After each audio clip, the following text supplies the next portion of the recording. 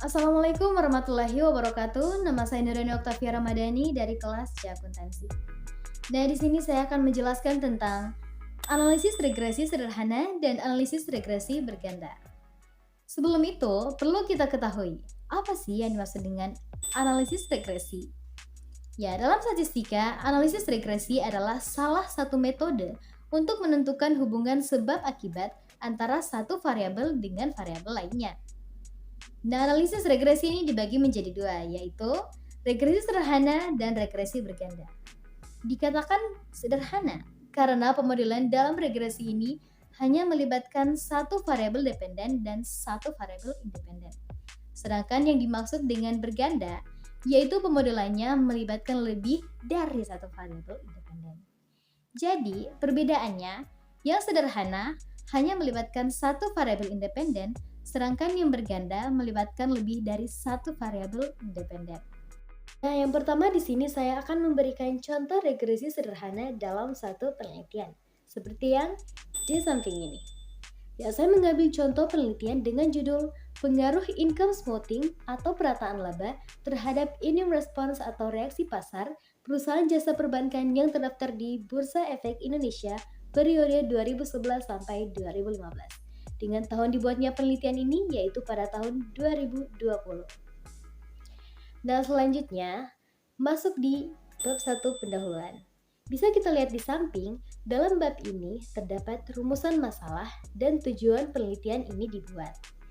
Ya, rumusan masalahnya, apakah terdapat pengaruh income smoothing terhadap immune response perusahaan jasa perbankan yang terdaftar di Bursa Efek Indonesia periode 2011 sampai 2015 dengan tujuan untuk mengetahui ada tidaknya pengaruh tersebut. Selanjutnya kita masuk di bab 2, yaitu kajian teori. Nah, di bab ini terdapat hipotesis penelitian. Sebelum itu, perlu kita ketahui apa yang dimaksud dengan hipotesis. Nah, hipotesis adalah dugaan atau pernyataan sementara yang digunakan untuk menyelesaikan suatu permasalahan dalam penelitian yang harus diuji untuk membuktikan kebenarannya. Nah, contoh hipotesis dalam penelitian ini yaitu H0 atau dugaan pertama, tidak terdapat pengaruh income smoothing terhadap immune response pada perusahaan jasa perbankan periode 2011 sampai 2015. Dan dugaan kedua HA terdapat pengaruh income smoothing terhadap immune response pada perusahaan jasa perbankan periode 2011 sampai 2015. Nah, berikut kita masuk di bab 3 yaitu metode penelitian.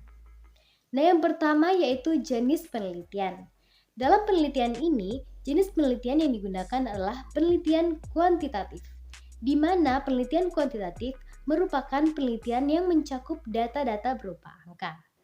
Selanjutnya bisa kita lihat di samping, terdapat desain penelitian, di mana income smoothing perataan laba merupakan variabel X dan immune response atau reaksi pasar merupakan variabel Y. Next yaitu variabel penelitian. Variabel penelitian adalah sesuatu yang digunakan sebagai sifat atau ciri yang diperoleh dari penelitian tentang konsep pengertian tertentu. Berkaitan dengan desain penelitian sebelumnya, dalam penelitian ini, income smoothing atau variabel X merupakan variabel bebas atau bisa disebut juga dengan variabel independen, di mana variabel ini merupakan variabel yang berdiri sendiri dalam suatu eksperimen. Dan immune response atau variabel Y merupakan variabel terikat atau bisa disebut juga dengan variabel dependen, di mana sifatnya tidak bisa hadir tanpa adanya variabel bebas. Artinya, income smoothing atau variabel X memengaruhi immune response dan immune response atau variabel Y dipengaruhi oleh income smoothing. Berikut ada definisi operasional variabel. Bisa kita lihat dalam tabel di samping ini, terdapat variabel, definisi, dan masing-masing indikatornya dengan menggunakan skala yang sama yaitu skala rasio, di mana skala rasio adalah skala data dengan kualitas paling tinggi. Mengapa paling tinggi? Karena semua yang ada di skala rasio mencakup karakteristik skala nominal, ordinal, dan skala interval, ditambah dengan adanya nilai nol yang bersifat mutlak. Next ada populasi dan sampel. Seperti yang telah kita ketahui, populasi merupakan objek keseluruhan dalam sebuah penelitian. Atau dapat dikatakan, populasi adalah jumlah keseluruhan dari individu-individu yang karakternya akan diteliti.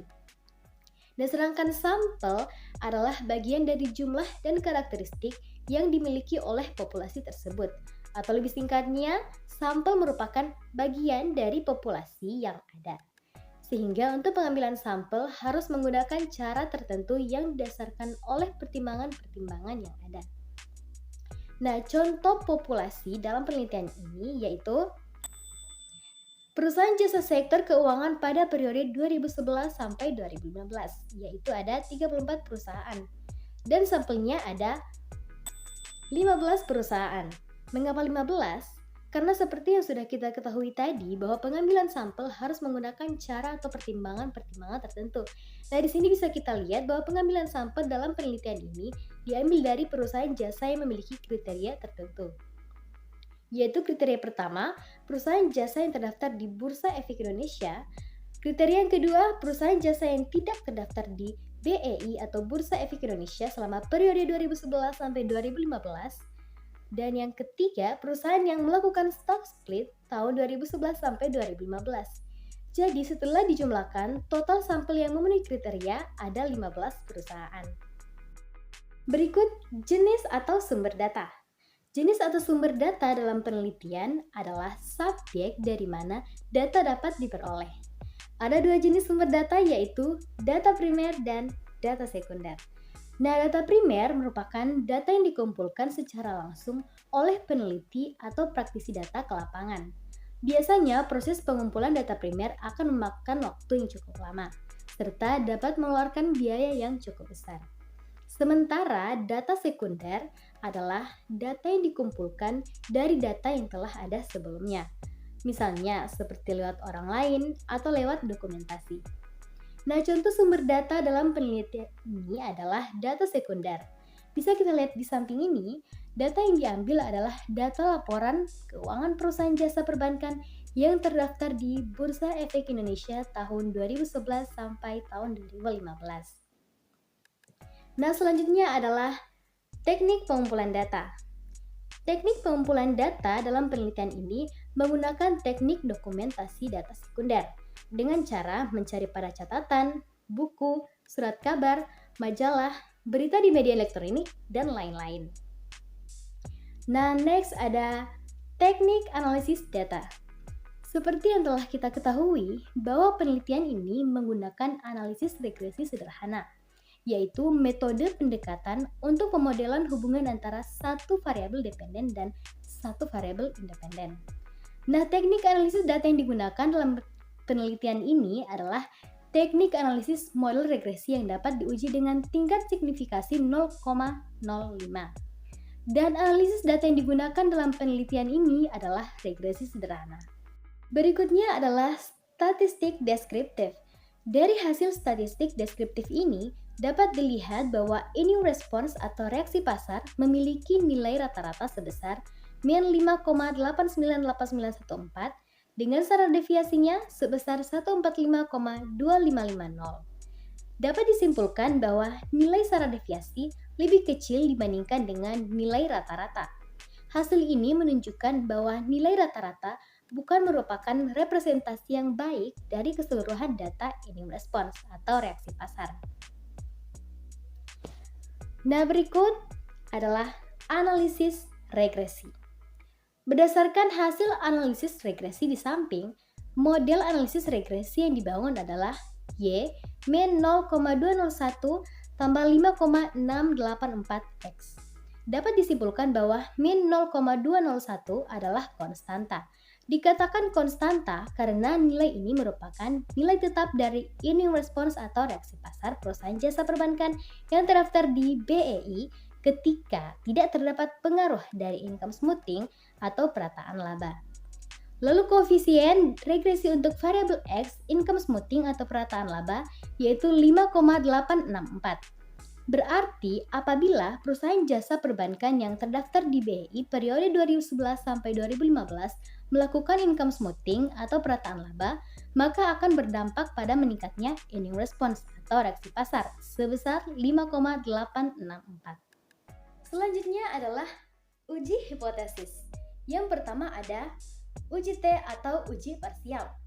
Berdasarkan tabel hasil uji T di samping, nilai T hitung adalah 2,347, yang berarti nilai tersebut lebih besar dari nilai T tabel 1,993. Maka nilai signifikasi 0,0217 lebih kecil dari nilai probabilitas 0,05. Sehingga H0 ditolak dan HA diterima.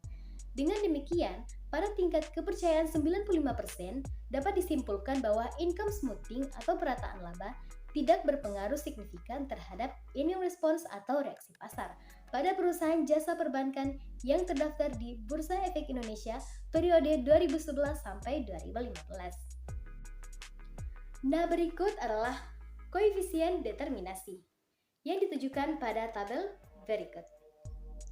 Berdasarkan tabel di samping, maka nilai koefisien determinasi atau R-square sebesar 0,070151. Nilai ini berarti bahwa sebesar 7,051% besarnya kemampuan income smoothing atau perataan laba dalam menjelaskan immune response atau reaksi pasar perusahaan jasa perbankan yang terdaftar di Bursa Efek Indonesia periode 2011 sampai 2015. Dapat pula kita simpulkan bahwa variabel bebas mampu menjalankan atau memberikan informasi yang dibutuhkan untuk memprediksi variabel terikat. Nah, itulah contoh penelitian dari analisis regresi sederhana. Yang berikutnya kita akan membahas tentang analisis regresi berganda. Seperti yang sudah dijelaskan tadi, bahwa regresi berganda melibatkan dua atau lebih variabel independen. Nah, dalam analisis regresi berganda ini, saya mengambil contoh penelitian dengan judul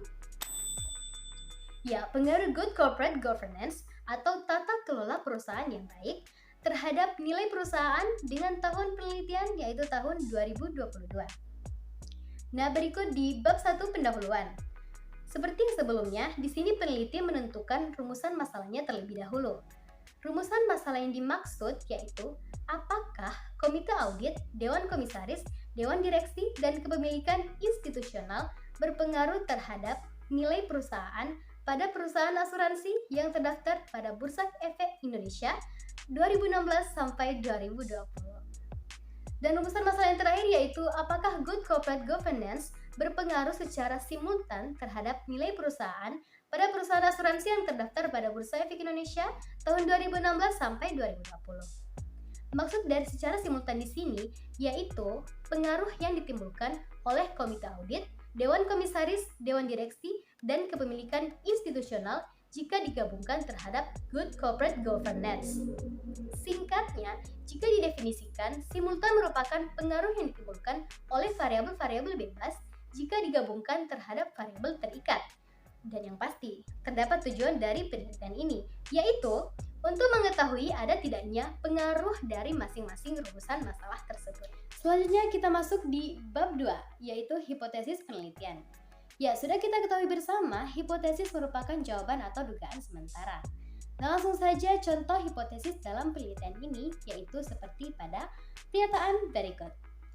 Nah, sesuai dengan angka yang tertera, bahwa dugaan pertama sampai kelima berturut-turut merupakan pengaruh komite audit, dewan komisaris, dewan direksi, kepemilikan institusional, dan good corporate governance terhadap nilai perusahaan pada perusahaan asuransi yang terdaftar di Bursa Efek Indonesia tahun 2016 sampai 2020. Nah, selanjutnya kita masuk di bab 3 yaitu metode penelitian. Nah, yang pertama yaitu jenis penelitian. Sama seperti contoh penelitian regresi sederhana pada sebelumnya, jenis penelitian yang digunakan dalam penelitian ini juga adalah kuantitatif, di mana penelitian kuantitatif merupakan penelitian yang mencakup data-data berupa angka. Nah, selanjutnya bisa kita lihat di samping ini, terdapat desain penelitian, di mana komite audit sama dengan X1, dewan komisaris X2, dewan direksi X3, dan kepemilikan institusional X4 memengaruhi nilai perusahaan yaitu variabel Y. Dan sebaliknya, nilai perusahaan dipengaruhi oleh komite audit, dewan komisaris, dewan direksi, dan kepemilikan institusional. Nah, berikut adalah variabel penelitian, di mana variabel independen atau variabel bebas dari penelitian ini yaitu komite audit, dewan komisaris, dewan direksi, dan kepemilikan institusional. Sedangkan variabel dependen atau variabel terikat yaitu nilai perusahaan. Berikut ada definisi operasional variabel yang disusun dalam tabel di samping ini. Bisa kita lihat di sini terdapat 4 kolom dan 5 baris, yaitu kolom variabel, definisi, dan masing-masing indikator yang berbeda setiap variabelnya dengan menggunakan skala yang sama yaitu skala rasio. Agar lebih jelas lagi, kita berusaha. Nah, inilah tabel definisi operasional variabel. Next yaitu populasi dan sampel. Nah, contoh populasi dalam penelitian ini yaitu seluruh perusahaan asuransi yang terdaftar di Bursa Efek Indonesia tahun 2016 sampai 2020, yaitu sebanyak 14 perusahaan. Kemudian, sampel yang digunakan dalam penelitian ini yakni sama seperti penelitian sebelumnya, yaitu penarikan sampelnya diambil berdasarkan kriteria tertentu. Prosedur pembelian sampel adalah yang pertama, jumlah perusahaan asuransi yang terdaftar di BI periode 2016 sampai 2020 sebanyak 14 perusahaan. Yang kedua, perusahaan yang dikeluarkan tidak berdasarkan kriteria 2 perusahaan. Yang ketiga, sampel yang digunakan berdasarkan kriteria sebanyak 12. Karena 2 perusahaan lainnya tidak termasuk dalam kriteria. Jadi, 14 dikurangi 2 sama dengan 12. Jadi, sampel yang diambil adalah 12 perusahaan. Statistik deskriptif.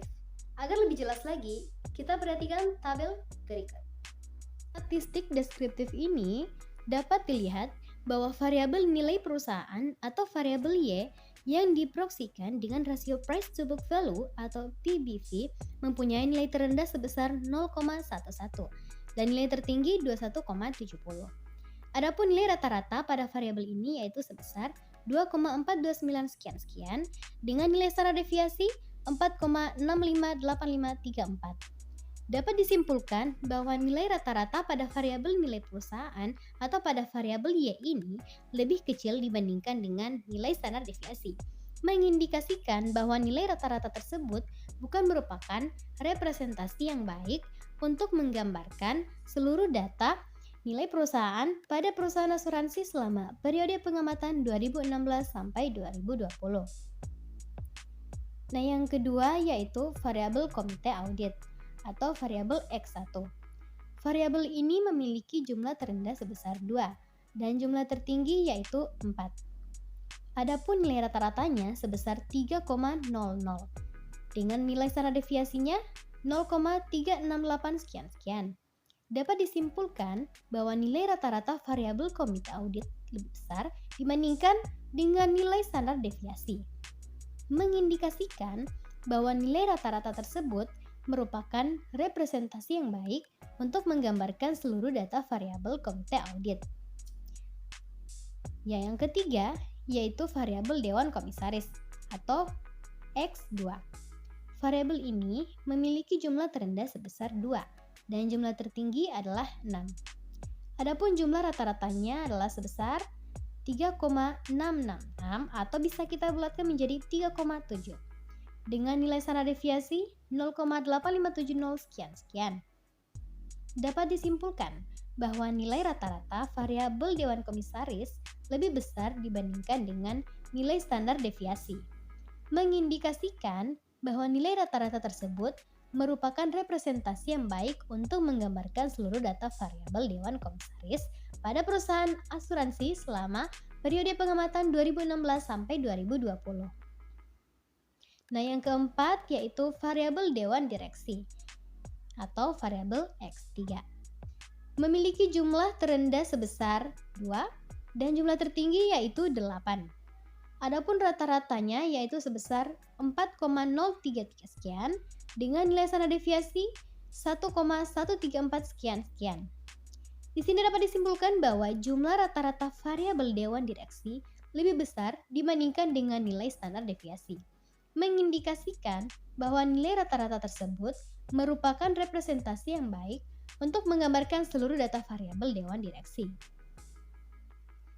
Nah, dan variabel yang terakhir yaitu variabel kepemilikan institusional atau variabel X4. Variabel ini mempunyai nilai terendah sebesar 20,11 dan nilai tertinggi 87,76. Adapun nilai rata-ratanya yaitu sebesar 69, sekian-sekian dengan standar deviasi 19,171 sekian. Dapat disimpulkan bahwa nilai rata-rata pada variabel kepemilikan institusional lebih besar dibandingkan dengan nilai standar deviasi, mengindikasikan bahwa nilai rata-rata tersebut merupakan representasi yang baik untuk menggambarkan seluruh data kepemilikan institusional pada perusahaan asuransi selama periode pengamatan 2016 sampai 2020. Selanjutnya adalah hasil analisis regresi berganda. Nah, berdasarkan hasilnya, maka dapat disusun persamaan seperti di bawah tabel ini. Nah, agar lebih jelas lagi, kita simak tabel berikut. Artinya, nilai konstanta sebesar 2,824 sekian merupakan nilai tetap. Berarti bahwa variabel nilai perusahaan yang diamati selama periode penelitian apabila tidak terdapat pengaruh dari variabel bebas, maka nilainya adalah sebesar 2,824 sekian. Kemudian koefisien regresi variabel komite audit atau X1 diperoleh sebesar 1,486 sekian yang dapat diinterpretasikan bahwa setiap terjadi kenaikan satu satuan pada komite audit dapat mempengaruhi terjadinya kenaikan nilai perusahaan sebesar 1,486 sekian. Berikut yaitu koefisien regresi variabel dewan komisaris atau X2 diperoleh sebesar min 1,116132 yang dapat diinterpretasikan bahwa setiap terjadi kenaikan satu satuan pada dewan komisaris dapat mempengaruhi terjadinya penurunan nilai perusahaan sebesar min 1,116 sekian atau sebaliknya. Nah, yang ketiga yaitu koefisien regresi variabel dewan direksi, yaitu X3 diperoleh sebesar 0,0916 sekian dapat diinterpretasi. Yang ketiga, koefisien regresi variabel dewan direksi atau X3 diperoleh sebesar 0,091685 yang dapat diinterpretasikan bahwa setiap terjadi kenaikan satu satuan pada dewan direksi dapat mempengaruhi terjadinya penurunan nilai perusahaan sebesar 0,091 sekian. Dan yang terakhir adalah koefisien regresi variabel kepemilikan institusional atau X4 diperoleh sebesar 0,01. Dan yang terakhir adalah koefisien regresi variabel kepemilikan institusional atau X4 diperoleh sebesar min 0,016188 yang dapat diinterpretasikan bahwa setiap terjadi kenaikan satu satuan pada kepemilikan institusional dapat mempengaruhi terjadinya penurunan nilai perusahaan sebesar min 0,016188 atau sebaliknya. Berikut adalah uji hipotesis. Uji hipotesis yang pertama yaitu uji T atau uji parsial. Bisa kita lihat dalam tabel di samping ini. Nah, sekali lagi, menentukan hasil uji T yaitu jika nilai T hitung lebih besar dari nilai T tabel dan probabilitas yang diperoleh lebih kecil dari alfa 0,05, berarti H0 diterima dan HA ditolak. Dan dapat disimpulkan dengan kepercayaan 95% bahwa variabel bebas berpengaruh positif signifikan terhadap variabel terikat. Begitupun sebaliknya, mengindikasikan bahwa variabel komite audit dan dewan komisaris berpengaruh positif signifikan terhadap nilai perusahaan pada perusahaan asuransi dalam pengamatan 2016 sampai 2020. Sedangkan variabel dewan direksi dan kepemilikan institusional berpengaruh negatif namun tidak signifikan terhadap nilai perusahaan pada perusahaan asuransi dalam pengamatan 2016 sampai 2020. Selanjutnya adalah hasil uji F. Di dalam contoh penelitian regresi sederhana sebelumnya tidak terdapat uji F karena tidak wajib. Mengapa dikatakan tidak wajib? Karena uji F atau uji serentak yaitu uji untuk melihat bagaimanakah pengaruh semua variabel bebasnya secara bersama-sama terhadap variabel terikatnya. Jadi, karena terdapat 4 variabel bebas dalam contoh penelitian regresi berganda ini, maka uji F diperlukan.